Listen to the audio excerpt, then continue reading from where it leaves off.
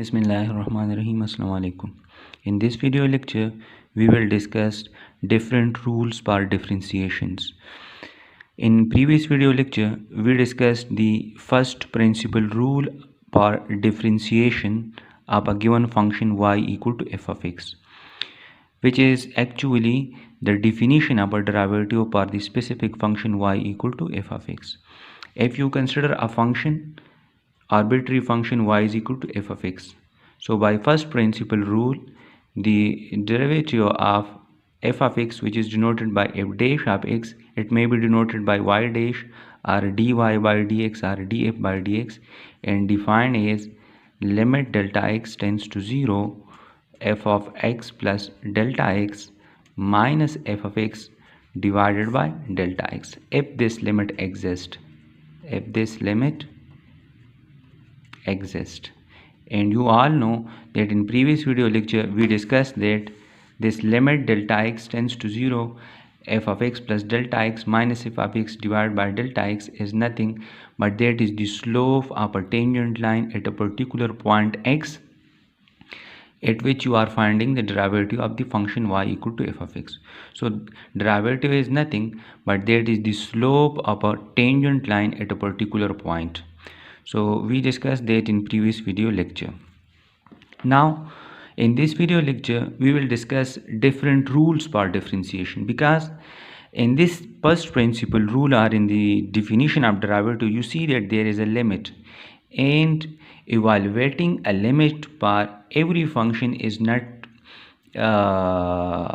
possible, or you can say limit for a function is a lengthy procedure. So that's why to avoid the limit we will use certain rules for differentiation, and all those rules will be derived from this definition. जितने भी rules हम discuss करेंगे वो इस definition से ही proof होंगे.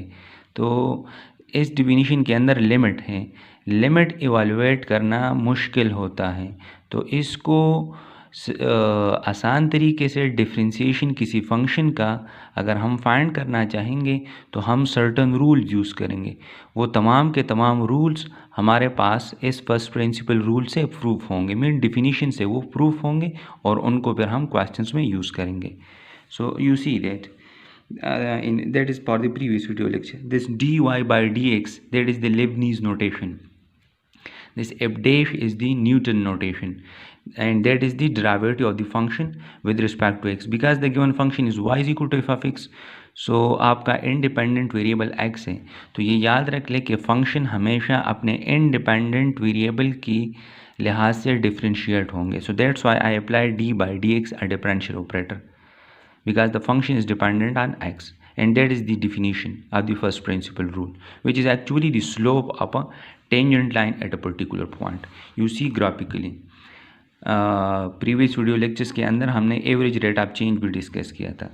तो अगर आप अपने इंडिपेंडेंट वेरिएबल को bye amount delta x change करते हैं तो आपके डिपेंडेंट वेरिएबल में डेल्टा वाई चेंज आएगा, और आपका फंक्शन आप पी के ऊपर थे initially and you move to point Q.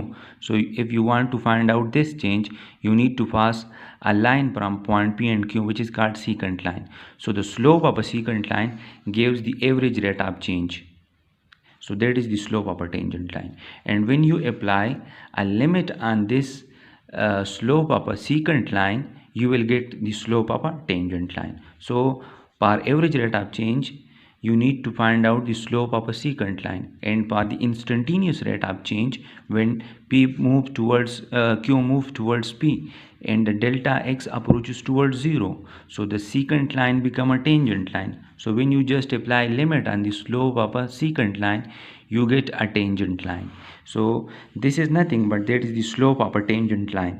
So it means that if you want to find out the derivative of a function at a certain point x, you need to find out the slope of a tangent line at that point to a given curve y is equal to f of x. So that slope will be always equal to the derivative of the function at that point. So slope of a tangent line is actually the derivative, and slope of the secant line is the average rate of change, and derivative mean instantaneous rate of change. Okay, This d by dx is the differential operator. Whenever the function depends on x, you will apply d by dx. If the function depends on some other variable, let's say t, so then you need to apply the differential operator d by dt. If the function depends on, let's say u, then you need to apply the differential operator d by du. Okay, and these differential operators applies on the continuous functions. So these are the different notation. This dy by dx of y, this d by dx of f, these are called the derivatives notation for a given function y equal to f of x, and these are Leibniz notation. And y prime, f prime of x, y dot या f dot या dxy या dxf, these all are the Newton's notation for the first order derivative. These are the derivatives. So we discussed that in the previous video lecture. Now in this video lecture we will discuss different rules. So the first rule is, if we have a constant function f of x is equal to c, so the derivative of the constant function will always be 0. How?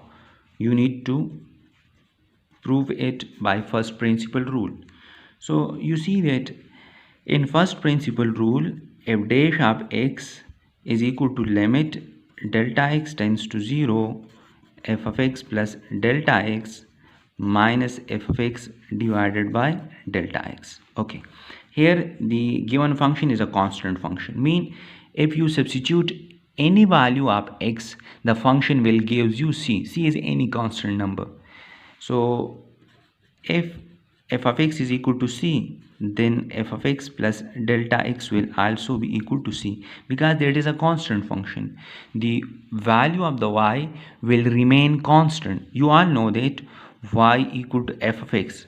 So in this case, this y is a constant. So for any value of x, you need to if you put any value of x, it may be any value from the domain, the function will always give you a constant c. So f of x equal to c, so this implies that f of x plus delta x will also be equal to c. So just you need to put that in the first principle rule. So limit delta x tends to 0, that will be c minus c divided by delta x. Okay, so 0 divided by delta x will be equal to 0. So you see that the derivative of the constant function by first principle rule is 0. How geometrically we can show that the derivative of the constant function will always be 0? For example, if I consider a constant function, particular constant function, f of x equal to 3, mean y equal to 3. So you see that on y-axis, let's say that is 1, that is 2, and let's say that is 3. 1, 2, 3 on y-axis. And you didn't know that what will be the value on x-axis. So ये y equal to 3 जो equation है, इसका graph हमारे पास straight line होगा parallel to x-axis passing from 3. Mean if you choose any point on this line, the x coordinate will vary, लेकिन आपके पास जो y coordinate होगा वो हर पॉइंट के ऊपर सेम होगा. If you choose point anywhere on this line, the y coordinate will be 3. So you see that what is slope? Slope is actually rise by run. So in this case there is no rise, because y2 minus y1, 3 minus 3, you will get 0. And remember, if you need to find out the derivative at this point, so the tangent line to this curve will also be this straight line. यहाँ का जो tangent होगा, जो असल में आपको बताया गया है कि ये अगर आपके पास ये कर्व है और इसका आपने इस पॉइंट के ऊपर डेरिवेटिव फाइंड करना है, तो इस पॉइंट के ऊपर जो टेंजेंट होगा उसका स्लोप इस कर्व का, इस फंक्शन का डेरिवेटिव होगा. तो ये कर्व आपके पास इस केस में स्ट्रेट लाइन है. तो अगर आपने इस पॉइंट पर डेरिवेटिव फाइंड करना है, तो इस पॉइंट पर टेंजेंट आपके पास जो होगा वो यही लाइन होगा. तो अगर इस लाइन का आप स्लोप फाइंड कर रहे हैं, so it means that you are finding the slope of a tangent at this point. तो वो आपके पास क्या होगा, वहाँ यहाँ पे हमारे पास जो टेंजेंट का स्लोप होगा वो 0 होगा, क्योंकि यहाँ पे कोई राइज नहीं है. There is no rise. Run आपको पता नहीं है, रन कुछ भी हो सकता है, लेकिन यहाँ पे राइज आपके पास 0 है. So that is another explanation that the derivative of a constant function will always be 0. y=3 is a constant function, इसका डेरिवेटिव हमेशा 0 के बराबर होगा। तो ये याद रख लें कि कांस्टेंट फंक्शन के डेरिवेटिव हमेशा हमारे पास 0 के बराबर होंगे। डिफरेंट रूल्स हैं हमारे पास, आप यहाँ देख लें। ये कांस्टेंट रूल, कांस्टेंट का डेरिवेटिव 0 होगा। अगर कांस्टेंट मल्टीपल रूल हैं, मतलब आपके पास फंक्शन के साथ कुछ मल्टीप्लाई हो गया है, तो वो कांस्टेंट बाहर आएगा, डेरिवेटिव फंक्शन पे अप्लाई होगा। ये याद रखना है, constant multiple rule. Sum rule, अगर दो फंक्शन एडिशन में हैं, आपने उस पर डिफरेंशियल ऑपरेटर मीन जिसका आपने डेरिवेटिव या डिफरेंशियल कोएफिशिएंट भी डेरिवेटिव को कहा जाता है, वो अगर आपने फाइंड करना है तो ये डेरिवेटिव दोनों पे अलग अलग अप्लाई होगा। अगर कोई दो फंक्शंस डिफरेंस के फॉर्म में हो तो फिर भी डेरिवेटिव अलग अलग अप्लाई होगा, ये आप देख सकते हैं। बट रिमेंबर कि आपके पास ये दोनों फंक्शन आपके जिसका आप derivative with respect to X ले रहे हैं, ये एफ और जी दोनों फंक्शंस होंगे एक्स के, मीन आपका इंडिपेंडेंट वेरिएबल एक्स होगा। ये याद रख लें कि जब भी आप फंक्शन का डेरिवेटिव लेते हैं, मीन आप डिफरेंशिएशन कर रहे हैं किसी फंक्शन के, तो you must take the differential operator with respect to the independent variable of the function. So I apply D by D X, so it must be x will be the independent variable of f and g। Okay, so ये rules आपने याद रखने, questions के अंदर इनको हम use करेंगे। Now the next two important rules are product rule and quotient rule. अगर आपके पास दो फंक्शंस प्रोडक्ट में हैं, यहाँ देख लें, let's say we have two functions f of x and g of x। these two functions are in product and you need to apply the differential operator d by dx on this product। so आपने क्या करना है, ये आपने याद रखना है। you can prove it by first principle rule। वो प्रूफ आप लोगों का असाइनमेंट है, लेकिन ये आप लोगों ने याद रखना है। फर्स्ट फंक्शन आप एज इट इज़ लिख लें, ये जो आपके पास ये फर्स्ट फंक्शन है, ये सेकंड फंक्शन है, तो फर्स्ट फंक्शन आप एज इट इज़ लिख लें, सेकंड का आप डेरिवेटिव ले लें विद रिस्पेक्ट टू एक्स, फिर प्लस लगाएं। आपने अब सेकंड को एज इट इज़ लिखना है, यहाँ पे जो है वो आप यहाँ लिख लें, और फर्स्ट का आप डेरिवेटिव लोगे। ये आप इसको पहले और इसको बाद में भी आप कर सकते हैं। तो प्रोडक्ट रूल आपके पास ये है कि आपके पास first function as it is, derivative of the second, plus first second function as it is, derivative of the first. तो ये हमारे पास होगा प्रोडक्ट रूल। इस प्रोडक्ट रूल पे मैं क्वेश्चंस करवाता हूँ। एक्सरसाइज अगर आप देख लें, एक्सरसाइज 2.3 पार्ट नंबर ए, आप question number 1, y is equal to X square minus 2 3x plus 1। तो यहाँ इसका अगर आपने डेरिवेटिव फाइंड करना है तो आप देख सकते हैं, ये एक फंक्शन है, ये दूसरा फंक्शन है, ये दोनों प्रोडक्ट में है, इंडिपेंडेंट वेरिएबल आपका x है, तो यहाँ पे d बाई डी एक्स आप अप्लाई करें, डिफरेंशियल ऑपरेटर आपका अप्लाई होगा d बाई डी एक्स। तो ये डिफरेंशियल ऑपरेटर इन दोनों फंक्शंस की प्रोडक्ट के ऊपर कैसे अप्लाई होगा, ये रूल देखिए। पहला फंक्शन में एज इट इज़ छोड़ रहा हूँ, दूसरे फंक्शन की आप ले लोगे डेरिवेटिव, फिर प्लस आपका दूसरा फंक्शन एज इट इज़ जिसका आपने पहले टर्म में डेरिवेटिव लिया है, और पहले फंक्शन का डेरिवेटिव लोगे जिसका आपने पहले टर्म में डेरिवेटिव नहीं लिया है। तो ये तरीकाकार है। अब देख लें, हाँ, यहाँ एक और रूल हमें इस क्वेश्चन के अंदर ज़रूरत आएगी, वो है कांस्टेंट पावर रूल। अगर आप देख सकते हैं कि यहाँ पे x पावर n है, पावर फंक्शन हो, या तो देखें यहाँ, या आप इन अदर वर्ड्स आप ये देख लें, d by D X of F of X whole power n, ये फंक्शन है, उसके ऊपर पावर है, तो उसका अगर आपने डेरिवेटिव लेना है तो ये पावर आगे आएगा, पावर से 1 सब्ट्रैक्ट होगा, पावर से 1 सब्ट्रैक्ट होगा, पावर आगे आएगा, पावर से 1 सब्ट्रैक्ट होगा, और जो इनर फंक्शन है, यहाँ पे इनर फंक्शन आपका एफ ऑफ एक्स है, तो उसका derivative A prime of x. सही, अगर आपके पास लेट से D by D X of ये है 2x स्क्वेयर, तो इसका डेरिवेटिव 2 आगे आएगा, देखिए 2 से 1 सब्ट्रैक्ट होगा, और फिर डेरिवेटिव होगा 2x का, तो 2x का डेरिवेटिव देखिए ये 2x हो जाएगा, 2 माइनस 1 1, कांस्टेंट मल्टीपल रूल 2 आगे आएगा, d by D X of x। तो ये याद रख लें कि d by D X of x हमेशा हमारे पास 1 के बराबर होता है। इसको भी मैं एक्सप्लेन करवाता हूँ। तो यहाँ अगर आप लोग देख लें, ये पावर रूल अगर आप यूज़ कर लें, देखिए आपके पास ये होगा एक्स स्क्वायर माइनस 2x। यहाँ पे सम रूल, ये डेरिवेटिव 3x के ऊपर अलग अप्लाई होगा, 1 के ऊपर अलग अप्लाई होगा, तो ये कहलाएगा सम रूल। सही है, D by D X of 3x and D by D X of 1। फिर आपके पास प्लस 3x स्क्वायर प्लस 1, यहाँ पर difference rule, D by D X of x square and D by D X of 2। फिर ये देख लें x square minus 2, यहाँ पे कांस्टेंट मल्टीपल रूल 3 आगे जाएगा, D by D X of x और इसका डेरिवेटिव होगा 0 because the derivative of constant is 0। फिर यहाँ पे प्लस 3x स्क्वायर प्लस 1। आप देखिए यहाँ पे पावर रूल, ये पावर ये एक्स स्क्वायर है ना, 2 आपके पावर में है तो पावर आगे आएगा, पावर से 1 सब्ट्रैक्ट होगा और फिर इनर का डेरिवेटिव, तो इनर फंक्शन आपके पास x है तो आपने D by D X of x लेना है। ओके, देन यहाँ पे 2 का derivative 0 because that is a constant, तो ये आपके पास हो गया x square minus 2 D by D X of x, ये 1 के बराबर होता है। ये ना सोचिए कि डी एक्स और डी एक्स एक दूसरे के साथ कैंसिल होता है, इसका डेरिवेटिव 1 कैसे होता है आप यहाँ देख लें। आपके पास y is equal to X, ये आपके पास फंक्शन है y is equal to X, इसका ग्राफ ऐसे ही होता है ना।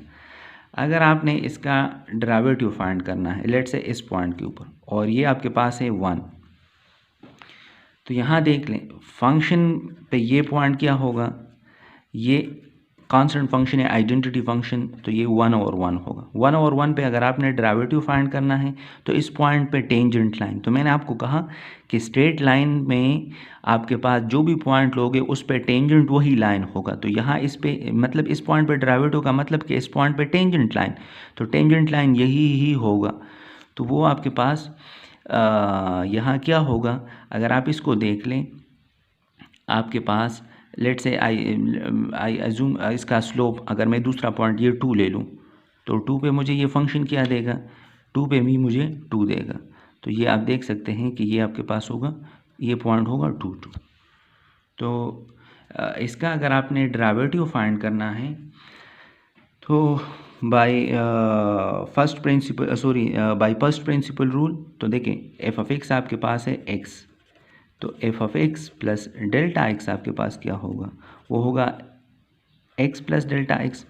तो ये देख लें limit delta X tends to 0 F of X plus delta X minus F of X divide by delta X, तो ये इसके साथ कैंसिल, ये देखिए limit delta X tends to 0 delta X divide by delta X, ये दोनों cancel, so limit delta X tends to 0 1, तो लिमिट आपके पास डेल्टा एक्स पे अप्लाई होगा 1 पे नहीं होगा, तो यहाँ से 1 आ जाएगा। तो आप देख सकते हैं कि फर्स्ट प्रिंसिपल रूल से आपने देख लिया कि हमारे पास इस फंक्शन की जो डेरिवेटिव है ये 1 के बराबर है। ये यहाँ पे आप ये ना सोचें कि D x by D x cancel होते हैं एक दूसरे के साथ, नहीं, इसका डेरिवेटिव फर्स्ट प्रिंसिपल रूल से आपने देख लिया कि वो 1 के बराबर है, तो ये आपके पास 1 हो जाएगा। तो 3 मल्टीप्लाइड बाई 1 3 और ये 0, सो यहाँ इसके साथ 3 मल्टीप्लाई होगा प्लस, ये देखिए यहाँ से आ जाएगा 2x, ये 1 के बराबर है और ये 0, तो ये 2x 3x स्क्वायर प्लस 1, तो ये आपके पास हो जाएगा 6x square minus 6 plus sorry that is 3x square minus 6 and that is 6x cube sorry that is 6x cube okay that is 3x not 3x square, that is 3x, so that is 6x square plus 1, so okay plus 2x, so from here you will get 9x square plus 2x minus 6, so that is the derivative of the given function which is given in the product of two functions। so यहाँ पे हमने product rule apply किया, तो ये different rules हैं हमारे पास। Okay तो ये आप लोगों के पास था प्रोडक्ट रूल। दूसरा एक इम्पोर्टेंट रूल है जिसको हम कहते हैं कोशेंट रूल। अगर दो फंक्शंस आपके पास कोशेंट फॉर्म में हो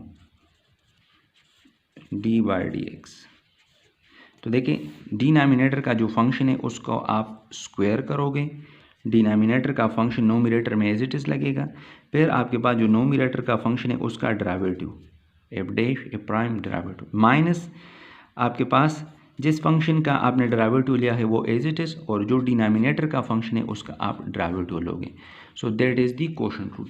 जब दो फंक्शन कोशेंट में होंगे तो इसका डिफरेंशिएशन हम कोशेंट रूल से करेंगे and that is the quotient rule. Okay, so you see that, ये आप यहाँ देख लें, ये आपके पास प्रोडक्ट रूल है, दो फंक्शन प्रोडक्ट में हैं, एक फंक्शन आपने छोड़ दिया, दूसरे का डेरिवेटिव, प्लस जो आप जिसका आपने डेरिवेटिव पहला टर्म में लिया है वो छोड़ दें, दूसरे का डेरिवेटिव ले लें। अगर क्वोशंट पे हैं तो डिनोमिनेटर का स्क्वायर करोगे, फिर डिनोमिनेटर को एज इट इज़ लिख ले पहले टर्म में, और नोमिनेटर का डेरिवेटिव फिर minus numerator as it is denominator का डेरिवेटिव। तो ये आपके पास है। ये तो मैंने आप लोगों को डिस्कस करवाया proof of a constant rule. आपने रिमेनिंग जितने भी रूल्स हैं, सम रूल है, डिफरेंस रूल है, कांस्टेंट मल्टीपल रूल है, प्रोडक्ट रूल है और क्वोशंट रूल है, इनका प्रूफ आप लोगों ने करना है बाय फर्स्ट प्रिंसिपल रूल। वो आपके लिए असाइनमेंट है। So that is the assignment. You need to proof the multiple rule, constant multiple rule, sum and difference rule, product rule and quotient rule by first principle rule. इन पे आपने first principle rule apply करना है और ये rules आपने proof करवाने हैं। जिन क्वेश्चंस में ये कहा जाए कि आप डिफ्रेंशिएशन करें without saying any specific rule, तो आप लिमिट मीन आप अपना फर्स्ट प्रिंसिपल रूल भी अप्लाई कर सकते हैं और ये रूल भी अप्लाई कर सकते हैं। लेकिन फर्स्ट प्रिंसिपल रूल को हम उन केसेस में अवॉइड करते हैं बिकॉज इट कंटेन लिमिट, और लिमिट इवेलुएट करना लेंथी होता है। तो लिमिट की बजाय हम इन रूल्स को ज़्यादातर यूज़ करेंगे। ओके, तो ये आप देख सकते हैं कि ये प्रोडक्ट वाला मैंने जो आप लोगों को एग्जांपल सॉल्व करवाया। For differentiation apply the differential operator D by D x because both the function depends on x. तो ये फिर हमने प्रोडक्ट रूल यूज़ किया। पहला फंक्शन मैंने एज इट इज़ छोड़ा, दूसरे का डेरिवेटिव, फिर प्लस जिसका डेरिवेटिव लिया है वो एज इट इज़, दूसरे वाले की डेरिवेटिव, फिर ये एज इट इज़, यहाँ पे सम रूल अप्लाई किया, ये डेरिवेटिव इस पे अलग, इस पे अलग, यहाँ ये एज इट इज़, यहाँ पे भी डेरिवेटिव अलग अलग, ये आपके पास डिफरेंस रूल। फिर इसके साथ साथ यहाँ हमने एक रूल डिस्कस किया जिसको हम पावर रूल कहते हैं। पावर रूल में आपके पास ये होना चाहिए, यहाँ थोड़ा सा देख लें। पावर रूल, अगर आपके पास x पावर n है और इसका आप डेरिवेटिव लेना चाहते हैं तो ये पावर आगे आएगा, पावर से n 1 सब्ट्रैक्ट होगा, पावर से क्या सब्ट्रैक्ट होगा, 1 सब्ट्रैक्ट होगा, और फिर d बाई डी एक्स आप x होगा। लेकिन ये 1 होता है तो इसको हम नहीं लिखते। अगर फंक्शन आपका ऐसे हो, कोई जर्नल फंक्शन हो, इसका पावर हो और इसका आपने डेरिवेटिव लेना है, तो ये पावर आगे आएगा, पावर से 1 सब्ट्रैक्ट होगा, और फिर इनर फंक्शन का डेरिवेटिव आप लोगे। यहाँ पे भी इनर फंक्शन का डेरिवेटिव हम नहीं लिखते, वो इस वजह से कि ये 1 के बराबर आता है।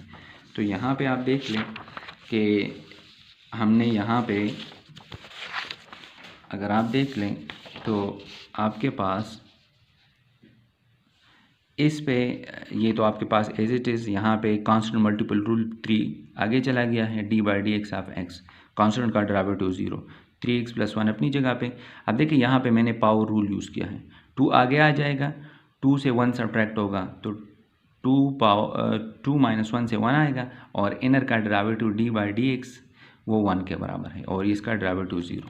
तो जस्ट ये अपनी जगह पे, 3 अपनी जगह पे, D by D X of x ये 1 के बराबर होता है, 0 ये अपनी जगह पे, और 2x - 0 0 2x होता है।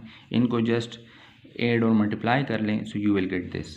सो now that is the derivative of the given two functions which are given in the product form. इनका आपने डेरिवेटिव्स फाइंड करना है by product rule. So that is your assignment. Thank you.